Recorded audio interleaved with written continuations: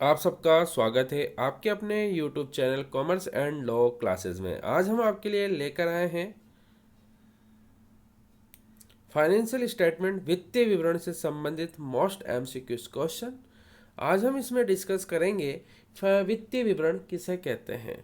वित्तीय विवरण से तात्पर्य व्यापार से संबंधित वर्ष के दौरान हुए लेन देनों से आर्थिक स्थिति को जानने के लिए जो विवरण बनाया गया है उससे हम वित्तीय विवरण कहते हैं। वित्तीय विवरणों में किसे शामिल किया जाता है तो व्यापार खाता, लाभ हानि खाता, आय और चिट्ठा।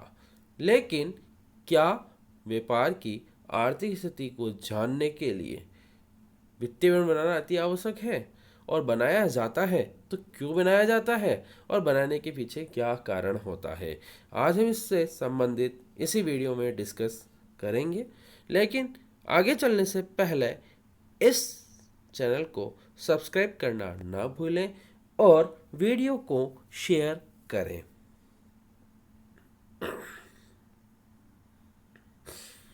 क्वेश्चन नंबर 1, वित्तीय विवरण किसी भी उपक्रम की आंखें होती हैं, ये ऐसा किसने कहा था।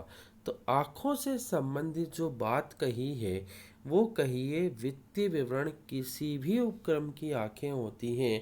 कहने का मतलब यदि किसी संस्था के बारे में जानना है तो उसकी आंखों को देखें। आंखों का मतलब वित्तीय विवरण से होता है और ऐसा कहने वाले प्रसिद्ध प्रबंधक फ्रांस के हेनरी फ्योल हैं।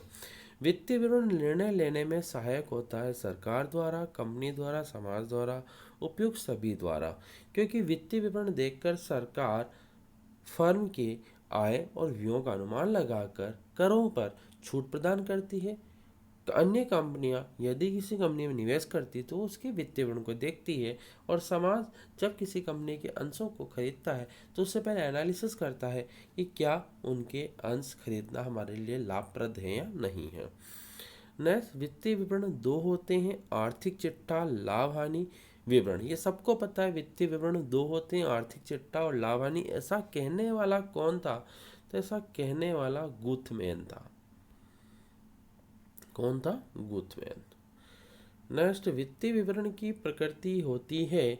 वित्तीय विवरण की प्रकृति लिपिबद्ध है। व्यक्तिगत निर्णय, लेखांकन परंपराएं, उपयुक्त सभी है। कंपनी के स्वामी होते हैं। कंपनी के स्वामियों का संबंध अंशधारियों से होता है। वित्तीय विवरणों में आवश्यक गुण होते हैं, प्रासंगिकता होती है, सरलता होती है, पूर्णता होती है, उपयुक्त सभी होते हैं।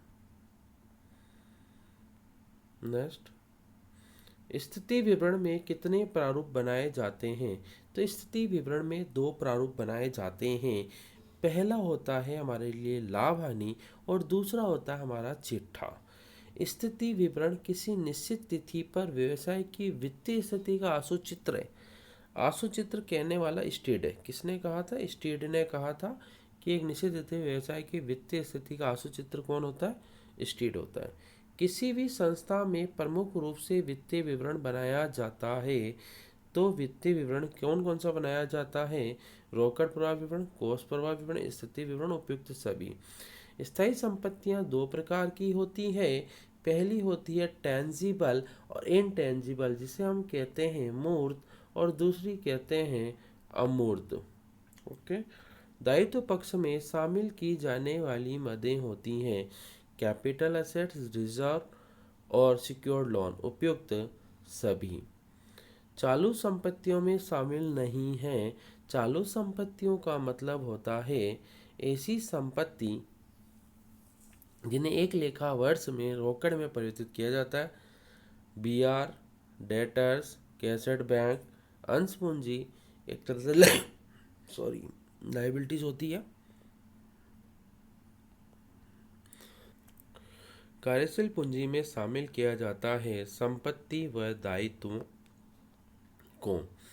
मूर्त संपत्ति कौन सी है? टेंजिबल असेट, जिसको हम देख सकते हैं, भूमि है, ट्रक है, फर्नीचर है। जिसको हम नहीं देख सकते वो अमूर्त संपत्ति है। आय विवरण कितने रूपों में तैयार किया जाता है तो आय विवरण दो रूपों में तैयार किया जाता है, जिसे अपन कहते हैं सिंगल और मल्टीपल, एक स्तरीय और बहुस्तरीय। कौन सा मूल्य संवर्धन विवरण है? बाजार मूल्य, नगद मूल्य, आर्थिक मूल्य, उपरोक्त सभी। सभी इसके अंतर्गत मूल्य संवर्धन है। वर्ष के मध्य में जो लाभांश दिया जाता है उसे अंतरिम लाभांश कहते हैं। कौन सा लाभांश कहते हैं? इंटरिम। Interim dividend. किसी संपत्ति पर हाशिया नहीं लगाया जाता है वो है विनियोग। विनियोग पर कभी हाशिया नहीं लगाया जाता है। नेक्स्ट, खुले औजार किस शीर्षक में दिखाए जाते हैं? तो खुले औजार सदैव चालू संपत्तियों में दिखाए जाते हैं। इनटेंजिबल असेट्स में शामिल होता है patent, goodwill, copyright, all of the above. Next, स्थगित व्यय कौन सा नहीं है जिसे कहते हैं? Deferred revenue expenses. ऐसे व्यय जो लंबी अवधि के लिए होते हैं, जिनकी कटौती किस्तों में की जाती है, जिनका संबंध होता है विज्ञापन व्यय और विक्रय व्ययों से, ना कि देय बिल से। तो ऑप्शन यहाँ आएगा ए व B,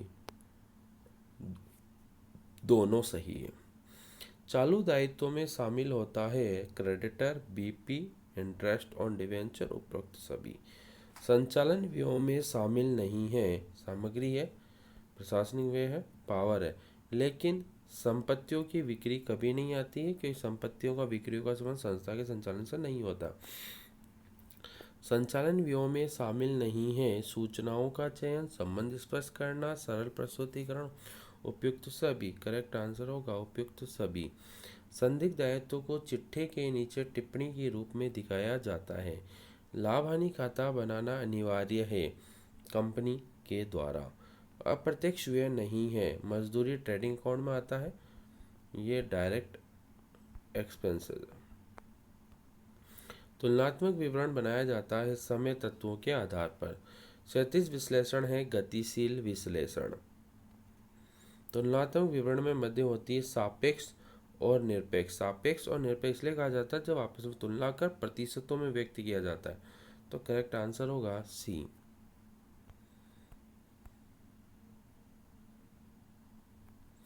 thank you for watching this video.